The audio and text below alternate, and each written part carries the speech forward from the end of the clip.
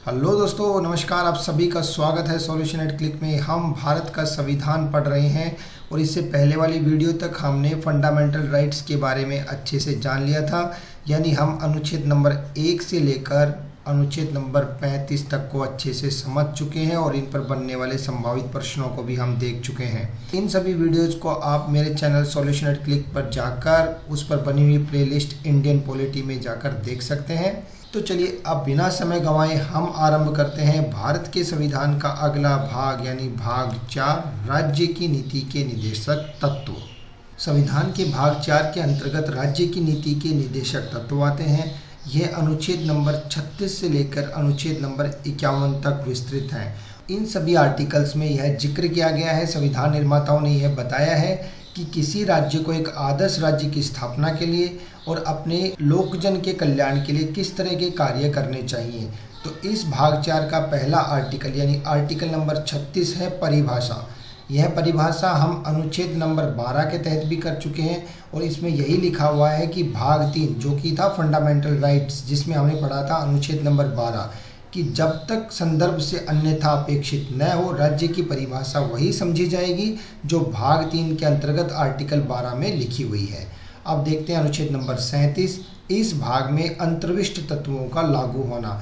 इसके तहत यह बताया गया है कि इस भाग में जो जो अनुच्छेद लिखे गए हैं ये न्यायालय द्वारा परिवर्तनीय नहीं होंगे। दोस्तों, जिस तरह से भाग 3 में मौलिक अधिकार लिखे हुए थे और ये सुप्रीम कोर्ट के द्वारा इन्फोर्सेबल थे, यानी इन मौलिक अधिकार स्वतः परिवर्तनीय है, इनका लागू होना ही होना है। लेकिन भाग 4 में जो राज्य की नीति के निदेशक तत्वों के अंतर्गत या आर्टिकल्स लिखे हुए हैं इनका परिवर्तनीय होना यानी इनका लागू होना जरूरी नहीं है, क्योंकि जरूरी नहीं है कि राज्य के पास अभी इतने रिसोर्सेज या संसाधन उपलब्ध हों कि वह एक आदर्श राज्य की स्थापना के लिए उन सबको देखते हुए कानून बना सके और वो सभी रिसोर्सेज अवेलेबल करा सके। तो अब आपको समझ में आ गया होगा कि राज्य का यह कर्तव्य है और इनको पूरा करने के लिए वह प्रयासरत रहेगा। लेकिन ये न्यायालय के द्वारा परिवर्तनीय नहीं है कि कोई भी नागरिक कोर्ट में पहुंच जाए कि आर्टिकल नंबर 38 के तहत लिखा गया है कि राज्य लोक कल्याण की अभिवृद्धि के लिए सामाजिक व्यवस्था बनाएगा और कोई सामाजिक व्यवस्था तो है ही नहीं। तो इसका मतलब ये नहीं है कि सुप्रीम कोर्ट राज्य को डांट लगाएगा कि आप इस तरह की व्यवस्था क्यों नहीं बना पा रहे हैं। आई होप अब आपको समझ में आ गया होगा कि आर्टिकल 37 का मतलब क्या है। अब हम देखते हैं आर्टिकल नंबर 38, जिसमें लिखा गया है कि राज्य लोक कल्याण की अभिवृद्धि के लिए सामाजिक या सोशल सिस्टम बनाएगा। यानी राज्य एक ऐसे सिस्टम की व्यवस्था करेगा जिसमें सभी को सामाजिक, आर्थिक और राजनीतिक न्याय प्राप्त हो सके, आय की असमानताओं को दूर करने के लिए विभिन्न व्यवसाय में लगे हुए लोगों के बीच प्रतिष्ठा, सुविधाओं और अवसर की असमानताओं को समाप्त करने के लिए प्रयासरत रहेगा। तो यह सब आता है आर्टिकल 38 के अंतर्गत। अनुच्छेद नंबर 39 बोलता है राज्य द्वारा अनुसरणीय कुछ नीति तत्व, यानी राज्य को किन चीज़ों का अनुसरण करना चाहिए। तो यह सब इसमें लिखा हुआ है कि पुरुष और स्त्री सभी नागरिकों को समान रूप से पर्याप्त साधन और अधिकार प्राप्त होंगे।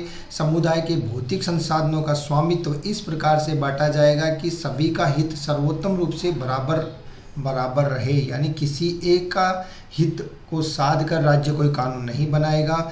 आर्थिक व्यवस्था को भी इस प्रकार से लागू करेगा कि धन का उत्पादन और उसका केंद्रण किसी एक व्यक्ति या एक संस्था या एक समूह के हाथ में ना हो, यानी आय की असमानता जो मैंने जिक्र किया था इसका ध्यान रखा जाएगा।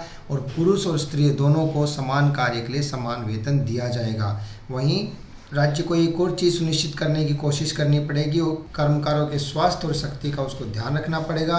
बालकों की सुकुमार अवस्था का दुरुपयोग होने से बचाने के लिए भी उसको प्रयास करने पड़ेंगे और नागरिकों को ऐसे रोजगारों में जाने से रोकना होगा, ऐसी परिस्थितियां ना आए कि वो ऐसे कार्य करने पर विवश हों जो उनकी शक्ति या स्वास्थ्य के अनुकूल ना हो। तो राज्य को इन सब चीज़ों को ध्यान में रखते हुए, इन सब का अनुसरण करते हुए अपने कर्तव्य निभाने पड़ेंगे, उनका निर्वहन करना पड़ेगा। तो अब आपको आर्टिकल नंबर 39 समझ में आ गया होगा। तो चलिए फटाफट देखते हैं हम अगला आर्टिकल 39 का है, जो बोलता है समान न्याय और निःशुल्क विधिक सहायता। कि राज्य यह सुनिश्चित करेगा कि सभी को न्याय सुलभ रूप से उपलब्ध हो और इसके लिए वह आर्थिक रूप से नियोग्य व्यक्तियों के लिए निःशुल्क विधिक सहायता यानी कानूनी सहायता भी उपलब्ध कराएगा। ठीक है, तो यह था 39 का। अब हम देखते हैं अनुच्छेद नंबर 40 जो बोलता है ग्राम पंचायतों का संगठन। तो हमारे संविधान निर्माताओं ने अनुच्छेद 40 के तहत ही संविधान में लिख दिया था कि राज्य ग्राम पंचायतों का संगठन करने के लिए कदम उठाएगा और उनको ऐसी शक्तियाँ और प्राधिकार प्रदान करेगा जो उनको एक स्वायत्त शासन की इकाइयों के रूप में कार्य करने के लिए उपयोगी और उपयुक्त बना सकें। अब आर्टिकल नंबर 41 बोलता है कुछ दशाओं में काम, शिक्षा और लोक सहायता पाने का अधिकार। दोस्तों बहुत ही महत्वपूर्ण आर्टिकल है, ये परीक्षाओं में पूछा गया है और आपको जैसे मैंने बताया था मौलिक अधिकारों के आर्टिकल रट लेने हैं, वैसे ही राज्य की नीति के निदेशक तत्वों के इन सभी आर्टिकल्स को भी आपको अच्छे से घोट मार के पी लेना है।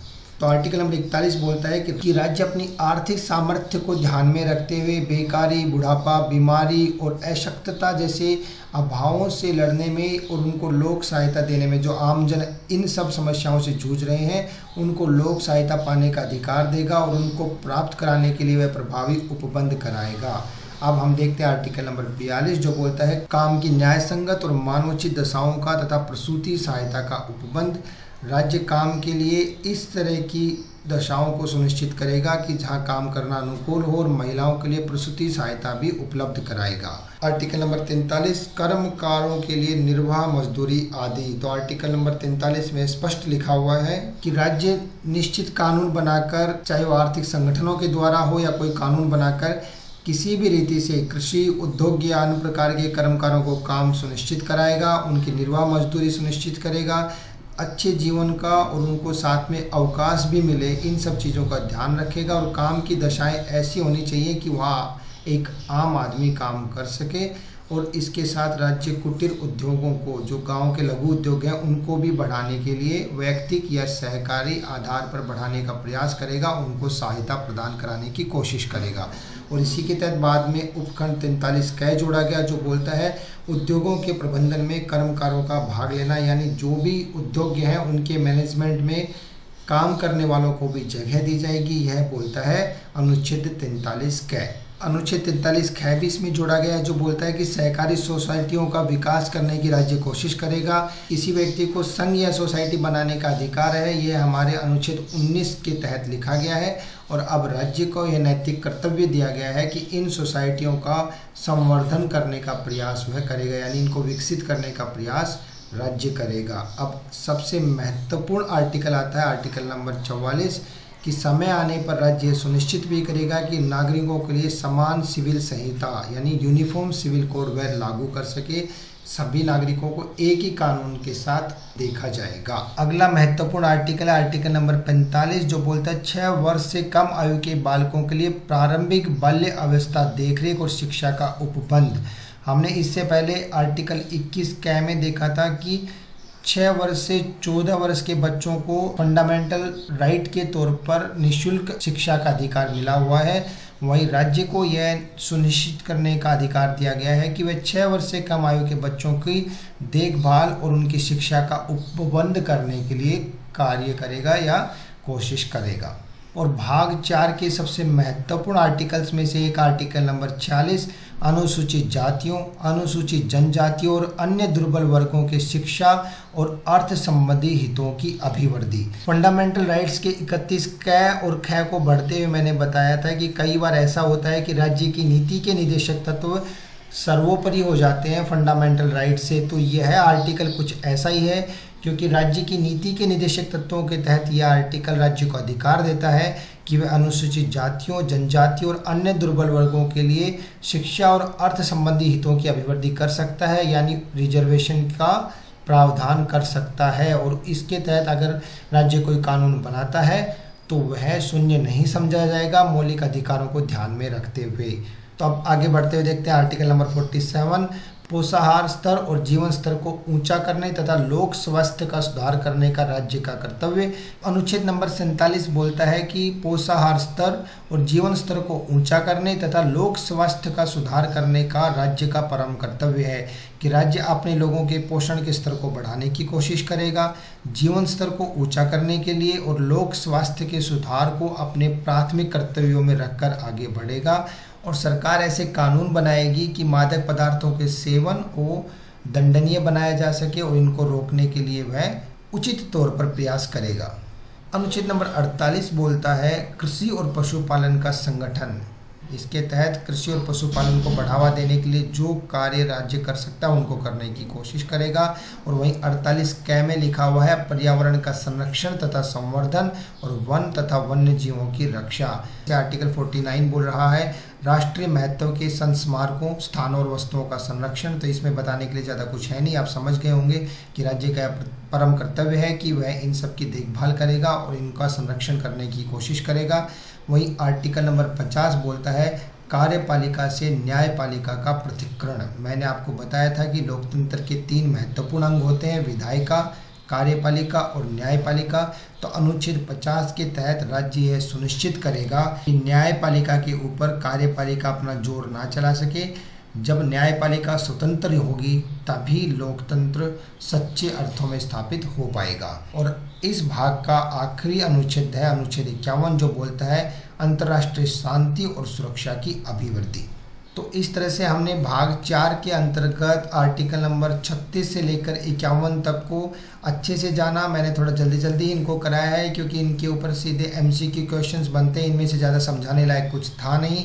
ये अब आपका भी परम कर्तव्य है कि इनको आप अच्छे से याद कर लें क्योंकि इनमें से प्रश्न बनते ही हैं, बनते थे और बनते रहेंगे।